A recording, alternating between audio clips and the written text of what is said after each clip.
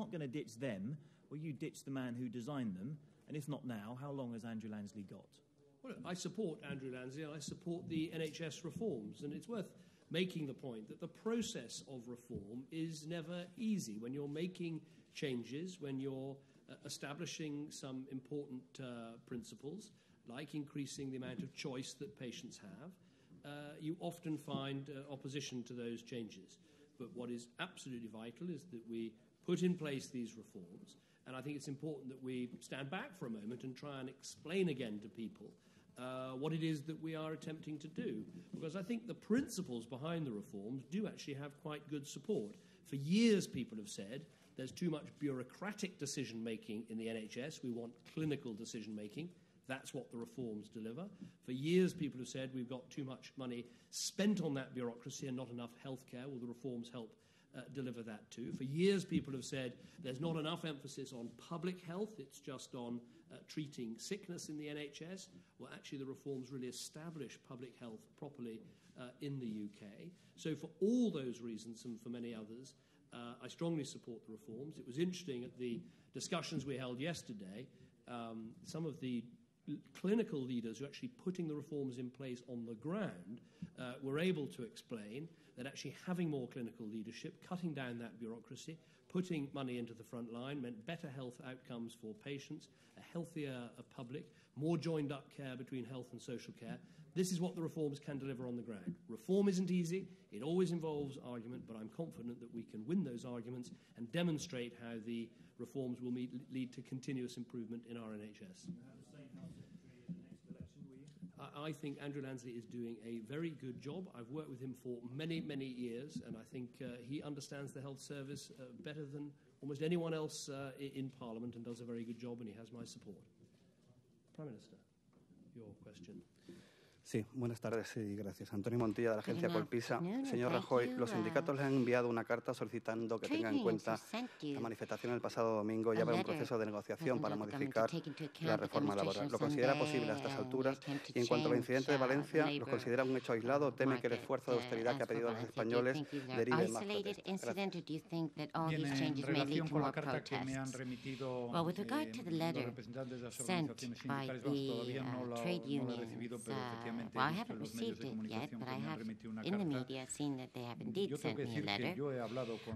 I have talked to the trade unions. I did so before I became president of the government. After the election, when I knew I was president-elect, we all know that trade unions have been talking to the government of Spain, with the previous government and the one I'm chairing now, and also with the business organizations. They've been doing so for a long time. 2 labor reforms have been taken recently that have not been very useful, and the government is in charge of leading, of governing. And I'm familiar with the business organizations' positions, the trade unions' positions, but in a country where all that many million want to wish to work, and young people too, we had to take decisions. And I think that the decisions taken are fair, they're balanced, and when economic growth begins, it will contribute to generate employment. They're good for SMEs and for workers in general.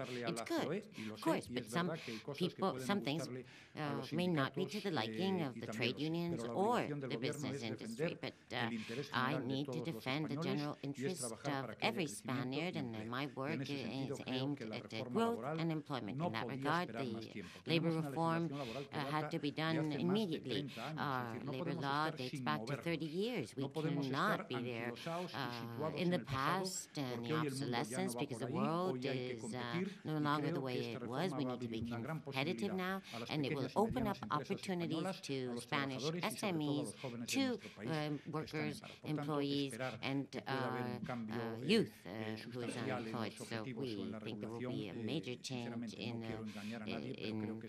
the foundations and the regulation and I don't want to fool anyone. It would be good for Spain. As regards Valencia, that issue.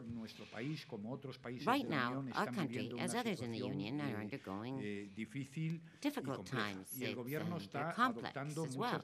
And the government is adopting very many decisions. I think we're doing so fairly and equitably, and they're affecting, for example, fiscal institutions, banks, public administrations, who will also have to bear costs and the cuts, and decisions that affect very many people. We're going through difficult times, and I think that right now the best thing for Spain is for everyone to help act as an engine, and everyone, and I include myself, has to make the effort to be up to what's expected of us. Responsibility, and we must be demanding, and we cannot give an image of our country abroad of what it isn't. Everyone is entitled under our Constitution to express their opinions and demonstrate, but everyone must also understand, because the Constitution also sets that down, that the police and law enforcement bodies of the state have a role to play.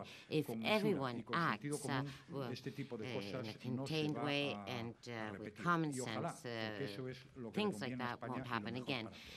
Because what is the best for Spain is the best for all.